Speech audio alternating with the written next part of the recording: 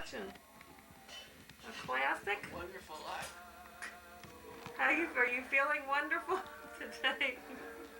Not so wonderful. Not so wonderful life today, huh? And here's our table all decked out for our feast. Here's the Birdman and the Birdwoman. The Birdman modeling the fashion that every bird cutter wears. The cape, the bird cape. Something's rotten in Denmark. It goes in between the blades. I don't. Got the food ready. That did that the last time. Yo, we in the hungry. Wait to the camera.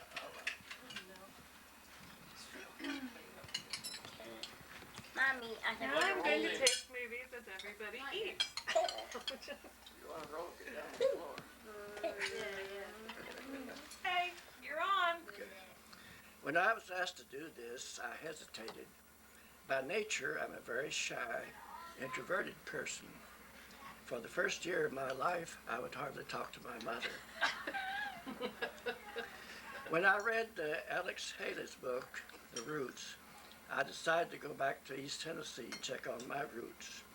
And these are some of the things that I found. There were a lot of witches and fortune tellers in our community. And one day I attended one of these seances. And right in the middle of the seance, the medium began to yell and cry, and it's very hysterical. And I went over and hit her on the head just as hard as I could. My dad always taught me to strike a happy medium. One thing I learned from my dad and will always be grateful for, and that is my musical talent. You see, one day a flood got up into our house, something like Agnes a few years ago here, and we just didn't know what to do, how to escape. And my dad came up with this bright idea. He flew out the dresser, and I accompanied him on the piano. One thing my dad did not do, he did not have a chance to go to school very much. So he did not know a lot of the things that we know today. One day I came home from school and I told him that I had a time out. And he said, "What did you do?" And I said, "I didn't know where the Azores were." And he said, "That'll teach you a lesson. You should remember where you put things." I grew up, as you know, during the Depression, and all the families were poor. And our family was poor, all the others were poor. But my mom managed to bake chocolate pies from time to time because she knew I loved them so much. And one day she said I ate so much chocolate pie, it came out of my ears. That was during the Pioneers days. As I said, my family was very poor. One family I knew had to eat oxtail soup and beef tongue to make both ends meet. Even our doctor was poor. In his office, he had only one tongue depressor. But he was a good doctor, though. He sent me to Arizona for my bronchitis, and after living there for 5 years, I finally got it. I did not date much in high school. This one girl I did date for a little while. And one day I asked her, I said, "Is there someone else?" And she said, "There must be." In high school, we had two sports, football and basketball. Some of the boys got a kick out of football, but I thought it was just a passing fancy. But I really played basketball, and I went gung-ho for that. One season we won 20 games straight, and I wore the same uniform every game, did not even have it washed or cleaned. At the end of the season, I was voted the most offensive player. Cousin Tom, one of my cousins, Cousin Tom, last year passed away, but his memory lingers on. Tom was one of these unusual characters. He was a safe cracker, but Tom was different. He was a very nice person in many ways. He gave to the Salvation Army. He wait just a minute. He gave to the Salvation Army and the Goodwill and all these things. But as I mentioned, he was a safe cracker, and but he liked to go to church. Every Sunday he would go to church and sing in the choir even. His most favorite song was "Weekly Through Another Save."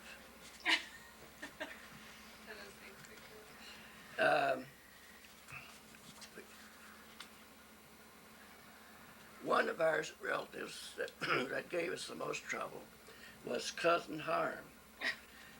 In a fit, Harm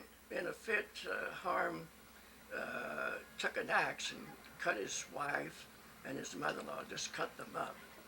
He was quite a cut up. And Harm, this was not the first time though that Harm had problems. When he was born, he slapped the doctor. At the age of 12, he disappeared from home and got lost somehow or other, we don't know. And his parents said they wanted him back, and evidently they did. But one thing that puzzled me was this: why did they put his picture inside the milk carton? It's obvious that when Harm was a child, he was unwanted. But by the time he was 20, he was one of America's most wanted. His parents were advised to send him to a child psychologist, but the youngest one they could find was 12 years old. And so, as a last resort, they advised him to send him to a psychiatrist. But by that time, he was so mixed up, he could do the psychiatrist very little good.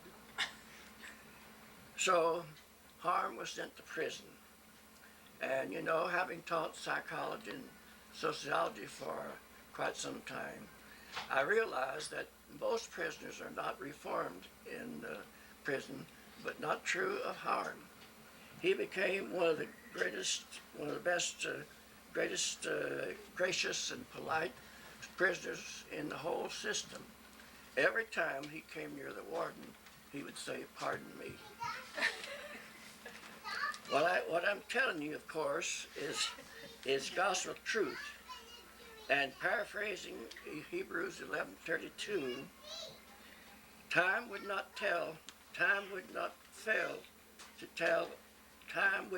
fail me to tell of Roy and Winnie and Clay and Charlie and Herbert and Annie and Nessie and Dana, but they have their rewards. Did you think I was that crazy? Oh. You want to do the other one or play that in the back or what? What other? I have one on going to school. Go ahead. Oh, I stumbled a little bit on that one, but did it? Did he write these a while ago? Yeah. Yeah, I did these with my own two hands. I don't have these in order yet. You playing, buddy? Okay, whenever you're ready, just say the word. Oh, there's still one. No, there's one missing. Still got one missing? This comes before that. 1, 2, 3, 4. Joshy, can you take it in the other room if you're gonna do it? Happy you like it, baby. She don't does. you?